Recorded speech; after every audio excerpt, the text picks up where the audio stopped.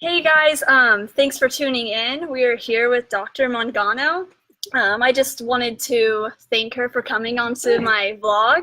I had some pretty general business questions and things that we need to think about as students going forward whenever we're looking for an employer.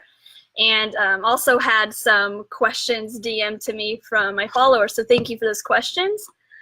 So, Dr. Mangano, thank you for being here. Absolutely. Tell us a little bit about yourself and how you ended up in Tulsa. Absolutely, yeah, you can call me Marina. Okay. I am from New Jersey, and I came to Kansas City just because I really liked the program at the school, and through that time, I got involved in a lot of functional, sporty kind of seminars, which is where I wound up meeting my boss, Dr. Chris Barnes. So he kind of pulled me down to Tulsa, and I've been there for a year now. It's primarily a sports, themed practice, but we get to play with so much other stuff there. So acupuncture, Awesome. a lot of rehab, and it's been really fun. Yeah, That's awesome. One of the questions I think a lot of students want to know is what are things that we should be doing now as students to make us appear more hireable? okay. Whether, Stand out from your classmates. Other than just being able to adjust, Right. Yeah, and this part of the lecture that we just had, adjusting it's your hands-on skills is what's going to separate you, but how to get people into your office, that's what your employer wants to see. Are you personable? Do you present yourself well and respectful? That's what they need on the front end to get people into your office, and then you can really impress them with your skills. So I think employers want to see that you're experienced, not that you've passed boards and you've passed school, but that you're experienced, meaning like you were active while you were in school. You went to seminars and learned other techniques. You took the time and the dedication to learn other techniques.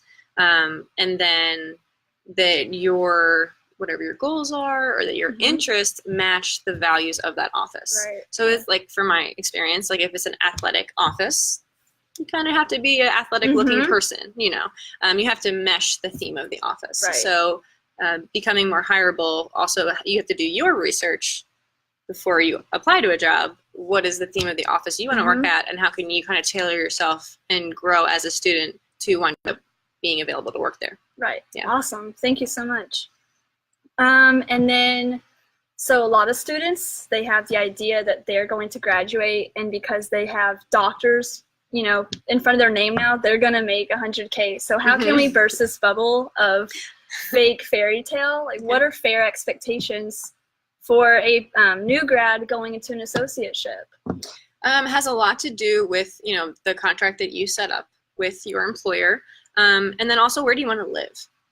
That's a huge So question. we are in school in Kansas City.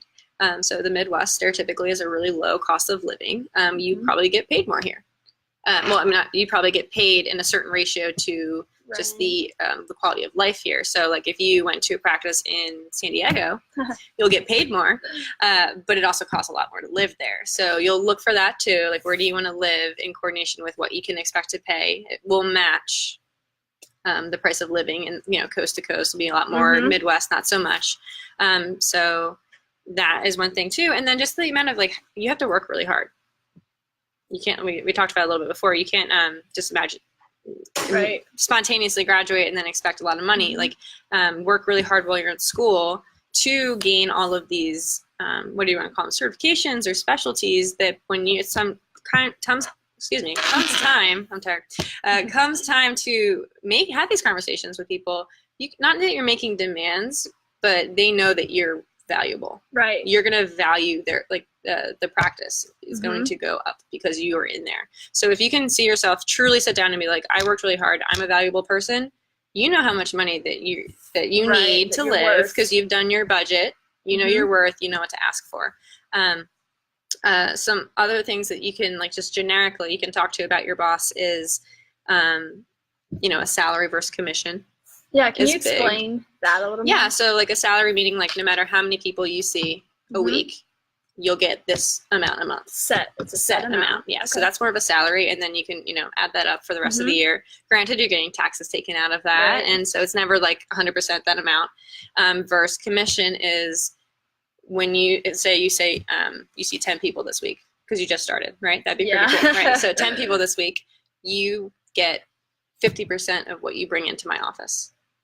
Okay, so that's a pretty high, I mean, that's usually like in our functional model, that's usually around where it is. So imagine working for somebody and only taking 50% of the profit. Right. But if you opened your own office, it apparently, like if you, from classes that we've been taught this, it evens out. So if you owned your own office, you are taking about 50% of that profit and putting it to overhead and expenses anyway. Yep. So it's kind of similar. So that would be more commission based, and then salary. There's also a lot of places that do a combination of that, which is really nice. So like when you're first starting out, if you don't see a lot of people and you're nervous about making commission, having like a set salary, and then once you hit a certain amount of commission, you get a percentage. I think that would be would be the ideal. That'd be where it's at, right? Yeah. So if you have a bad week and you don't see anybody, you know you're still making money. Right. But there's that motivation still there to do well. To try to get more. And you mentioned during the MPI talk that as soon as you graduated, you were able to start practicing. Yes. I thought that there was like a wait period from when you graduate to get your license. Yes. So how did you have that ready to roll? So I think there's like maybe like a week. Oh, okay. Yeah, like a week or two in between. I'm super meticulous about calling and making sure my paperwork is in. I had all of my high school and graduation, undergrad things sent in. Like if you are anal enough, things get done on time, right? Yeah, so I did that. And then I just meant by that statement was I did a precept. I knew I got all of the learning out of the way, the moving and the transitional life out of the way while I was still technically a student. So after I graduated, I had a week of nothingness to just go home, sit on the beach with my family and relax in New Jersey. Awesome. When I came back to practice with my license, day one, was seeing patients and was making money. That is so cool. Right. So there was now I graduated, got my license.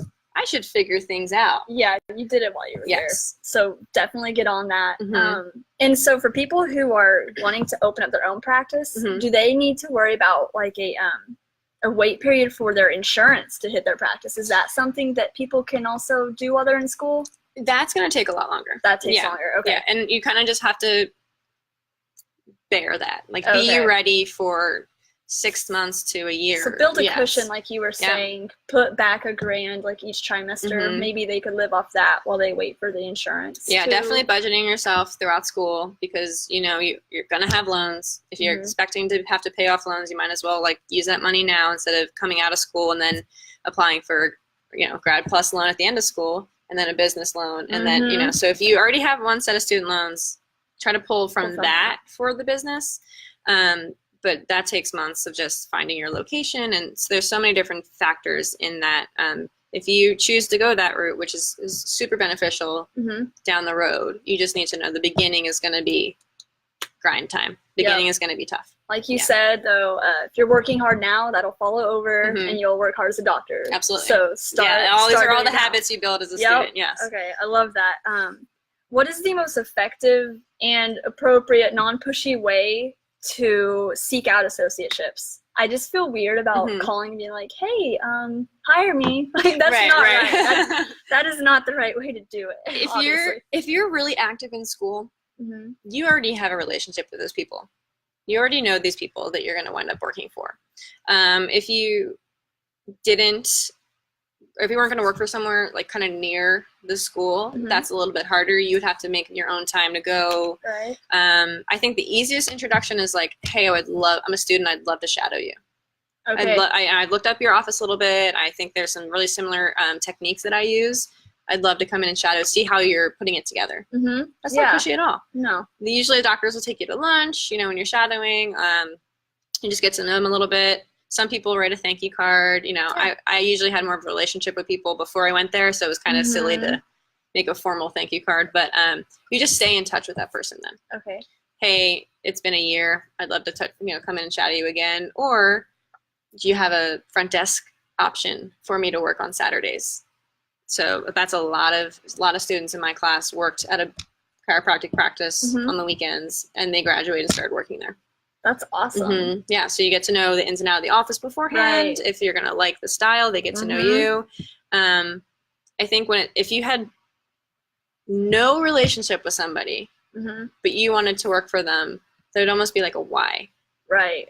Like what last minute thing is this that you out of nowhere want to come work for me, and I don't know you at all. I've never seen you at a class. You know, like why do I mesh with you? Exactly. Right. So I would push the first version to try to, you know, build relationships and cater it to something that matched you as a student. Yeah. And try to find one that you feel like, hey, I love the way they practice. I want to be that. I want to mimic their style and their office setup, maybe. Absolutely. Something like that. Yeah. Okay, cool.